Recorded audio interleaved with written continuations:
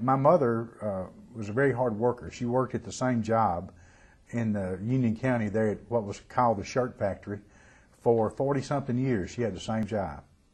What did she do? She started out working on a sewing machine, sewing clothing, and then as the years went by, she became an inspector, where she actually would take the things that were finished and she inspected them before they were passed out. You know, she was like inspector number 7, you know, in your shirt pocket when you buy something.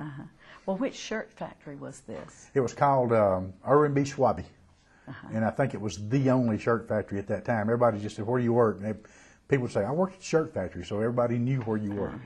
She worked there 40-something years. She finally they closed the plant, and she didn't have a job anymore. And she was in her 60s then. But I'm sure that if they had not closed the plant, they moved it to Mexico. If they had not closed the plant, she probably would have stayed until they just said, "Mildred, why don't you go home?" You know, because she loved going to work.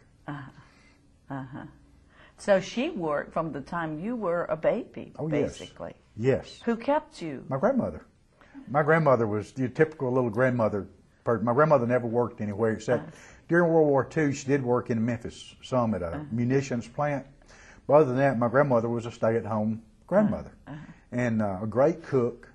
You know, spoiled the kids. She did a lot of work for the public. She was a seamstress, very, very good. And she had a sewing machine there at her house. And ladies would come by and bring a pattern or something and the material, and grandmother would make their stuff for them. Then they'd come back and try it on. And so she did that a lot. But she just kind of was a stay-at-home grandmother, and they would drop me off there every morning and then pick me up there every afternoon.